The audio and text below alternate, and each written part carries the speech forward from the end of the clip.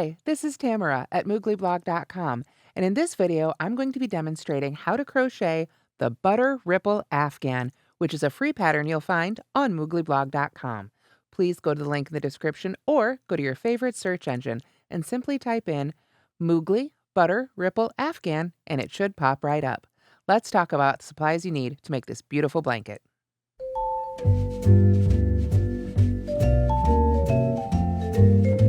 To make this pattern, I used a USJ 6mm crochet hook and bulky weight yarn. Now, this is a little bit of a story, so if you'll indulge me for just a moment. This pattern was designed several years before it was released, and several things changed in that time. I originally had written it down as using Bernat Forever Fleece, which you can see right here. This is a 6 super bulky weight yarn. However, I now believe I actually used Bernat Forever Fleece Finer, which was a 5 bulky weight yarn instead. So, if you would like to make this pattern using the same dimensions as given in the free pattern on the blog, then you'll want to use a 5 bulky weight yarn, not a 6. If you do choose to use this beautiful Bernat Forever Fleece, then just up your hook to an 8mm size and you'll have great results. Here you can see the fabric of the Butter Ripple Crochet Afghan. This is featuring a stitch pattern utilizing something called a deep V, which I'll be going over here in just a moment. You can see this fabric is very much reversible, so I've given it a simple border so that you can really display this blanket either side up. Of course, you can always add a fancier border if you desire and really make this blanket your own.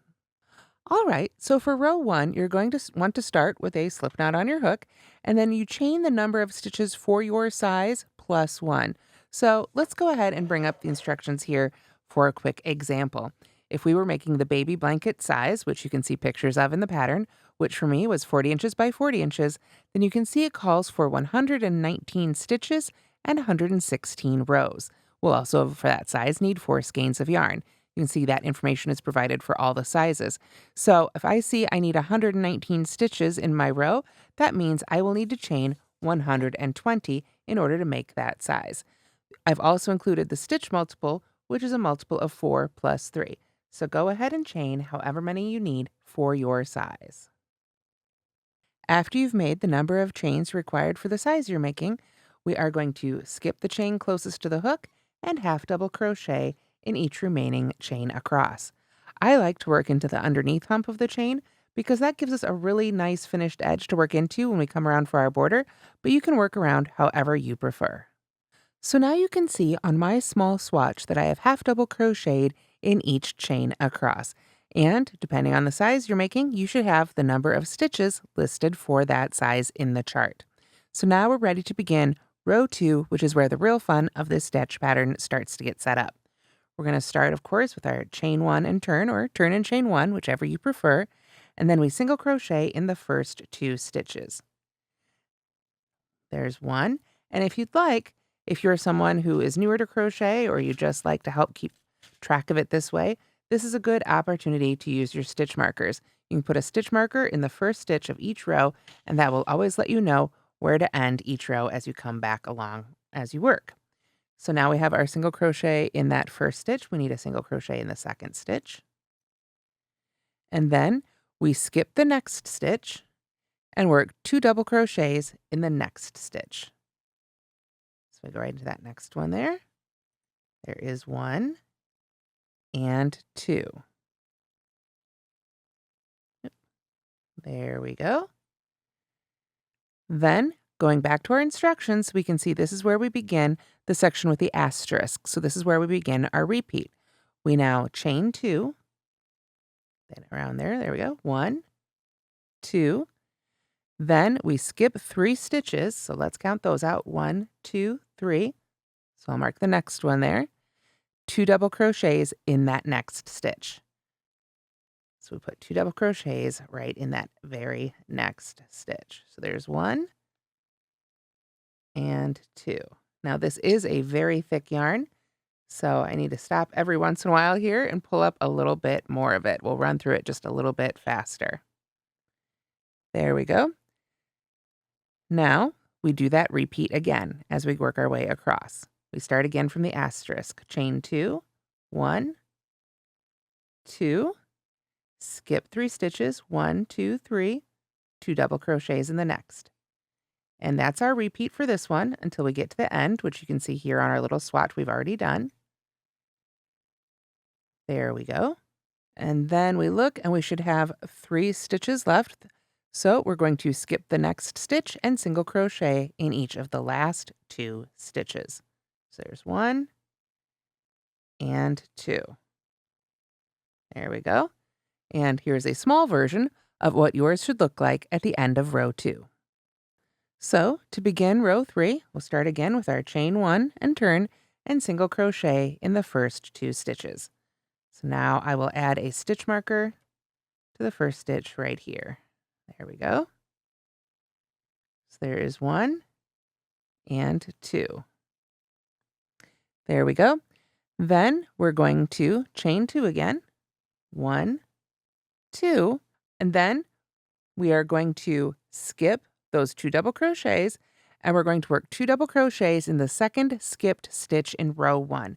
So that means we come back down here and look at our row 1, and we can see those 3 stitches that we skipped right there, 1, 2, 3, and we want to work right in the middle one of those. And when we do that, we're going to make sure that we enclose the chains up here. So we don't want to work in front of them, and we don't want to work behind them. We basically kind of want to work right over them. So let's do that now. We're going to yarn over, find the center of those stitches right there. And you can see I'm just bringing my working yarn right over the top of those chains. So I can pull up my loop, yarn over, and then just finish my double crochet the same way I normally would. And then we do that again with a second double crochet, worked right into that same exact stitch.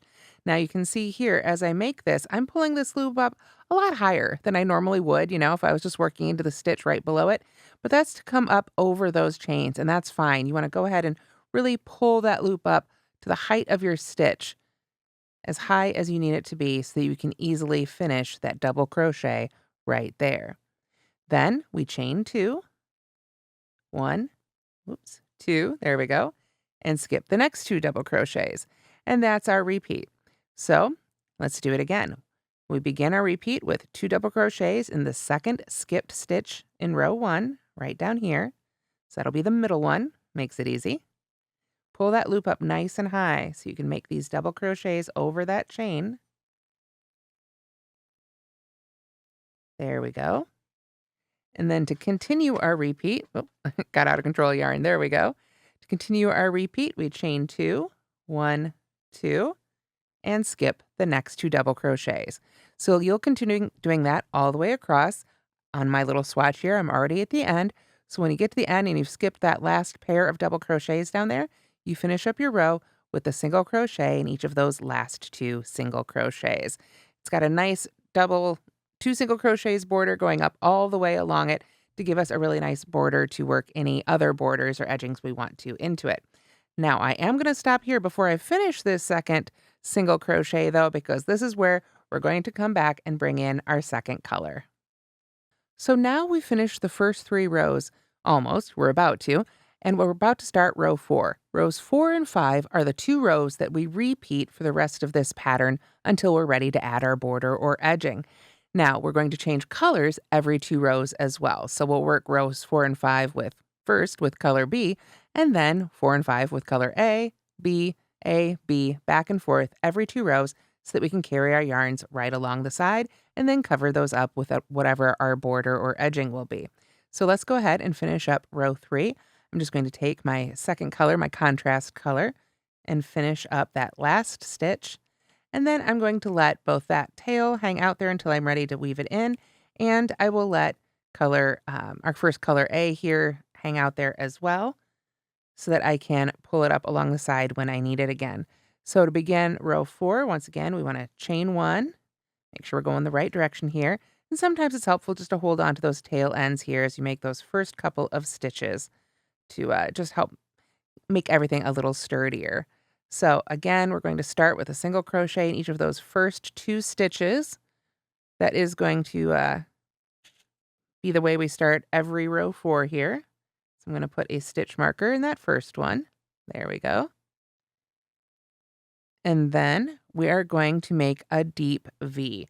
So what does that mean? We are going to do that pair of double crochets we're going to go over, or rather enclosing this chain, and we're going to go right in between the posts of those 2 double crochets below. So you can see as we're working across here, what we come to next in the previous row is this chain 2. So that tells us there's a pair of double crochets right underneath it, and we want to be working between the 2 posts of those double crochets. You can just literally pull them right apart like this and see that white space there? That's where we're aiming for with our hook. So we yarn over and we put our hook right between those posts. And again, we want to yarn over everything so that we're enclosing it all in that stitch, and we can pull our loop up nice and high and finish off that double crochet. There we go. Those loops get twisted, just push them right back where they need to be. And then we put a second one right in that same exact space. Just like so. And then we're going to chain 2, 1, 2, skip the next 2 double crochets, and do it all again. That brings us back to another chain 2 space, so we know there's a pair of double crochets underneath, and we'll be working right between them. So we yarn over, find that space right between them, work 1 double crochet, pull that loop up nice and high. I always manage to flip those over, so sometimes I take the time to flip them back, sometimes I don't. Put a second one in there. There we go. And that is our deep V stitch. It's a V stitch, 2 double crochets, and we're working it way down in the row below the previous row. And of course, to finish up our repeat here, we'll need to chain 2. We're going to skip over those next 2 stitches. We've got another chain 2 space. So that means we need to put a deep V in between the 2 double crochets below. So there's 1 and 2. And then we can refer to our instructions, or really we can look right at our pattern and see that has brought us to those last 2 single crochets. So we're going to single crochet in each of those last 2 stitches. So there's 1 and 2. I'll move that stitch marker right out of the way. So this is what it should look like, again, on a much smaller scale, but yours should be much bigger, at the end of row 4. So row 4 was the first row of our repeat. Now we're ready for row 5, which is the second row of our repeat. And this one is going to be a little different. We're going to chain 1, but you can see I pulled that chain 1 up a little bit taller. We're going to work 2 half double crochets. So from here on out, we're going to alternate 2 single crochets, 2 half double crochets, 2 single crochets, 2 half double crochets along those sides.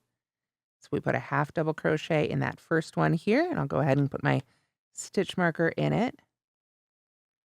There we go. And then another half double crochet, of course, in that second single crochet. There we go. And then we can look at our pattern, or we can look at our work. We see 2 double crochets there. So we know we need to chain 2 so that we can skip over them and come to this chain 2 space. Underneath that chain 2 space, we're going to find a pair of double crochets. So we're going to work right between them, making sure to enclose that chain 2 space above it. So there's 1 and 2. We make another one of those deep V stitches. There we are. Just like so. There's another 2 stitches there, so we know in order to travel over them, we need to chain 2, which brings us to the chain 2 space, which means it's time for another deep V. There is 1, and there is 2. We see another 2 double crochets there, so we're going to chain 2 and skip over them. And now we're at the end of the row. So what we have next is those 2 single crochets, which means we need to work half double crochets into them. 1, and then 2. A second one right there. Now, that said, this is where we're going to switch back. We've worked 2 rows with this color. We've worked our entire repeat, rows 4 and 5. But now it's time to switch back to color A, or our main color, however you like to call it. So I can just yarn over with that color and finish up the row. Now, we want to make sure, let me get that stitch mark out of the way here. We want to make sure when we do that, we aren't pulling this overly tight. causing the sides of our blanket to squinch up. And we also don't want it to be overly loose. Now, we've got a lot of strands here, so it's kind of hard to see, but this is the one I'm talking about right here. This one created when I pulled this loop all the way up here. So this is the one, again, we don't want it to be really loose hanging out like this. And we also don't want it to be super tight. So the way I do that or take care of making sure that doesn't happen basically is I just give it sort of a pull back and forth like this. I pull back and forth with the hook and the yarn a couple times. That seems to really sort of help straighten it out. And if I need to, I can even just tug on the side of my fabric to make sure it's not too tight right along here. After that, though, we're just keep repeating rows 4 and 5, switching back and forth between your colors every 2 rows. When you've worked the number of rows for the size you're making, or just work to whatever length of blanket you'd like, then there's one last row to work before you add your border. We want to sort of seal up all those chain 2 spaces hanging out there and give it a nice solid edge like we had down here at the bottom. So we're going to probably want to end up with that main color just to give it a really balanced look. And then we start with a chain 1 and we half double crochet in the first 2 stitches. 1 and 2. There we are. And then what we're going to do is work a deep V right over into that space, just like we would have done before. So there's 1 and 2. There we go. But now, instead of chaining 2 and skipping over those, we're going to go ahead and half double crochet in each of these as well. So we just half double crochet right into the top of those 2 double crochets, like so that now we'll have a nice solid row right across the top, just like we did across the bottom. So we just keep repeating that, basically sealing up all those chain 2 spaces and working in the top of each stitch with a half double crochet until we get to the end. So here's another look at a corner of the finished blanket. And if you look closely, you can see my last row was worked this way across, and then I chained 1 and turned and just worked a single crochet round all the way around the blanket to give it a nice edge and to make sure to work over any of the floats that were going around the, up the side rather. At the corners, I just did a little chain 2 to give myself a little bit of space to get around that corner and then finished it off. But of course, you could add a much fancier border if you'd like, add some other colors, stripes, and really, again, take this opportunity to make this beautiful blanket your own. And that's how to crochet the Butter Ripple Afghan, which is a free pattern you'll find on mooglyblog.com. Don't forget, you can go to your favorite search engine and simply type in Butter Ripple Afghan Moogly, and it should pop right up. Thank you so much for watching, and don't forget to like and subscribe.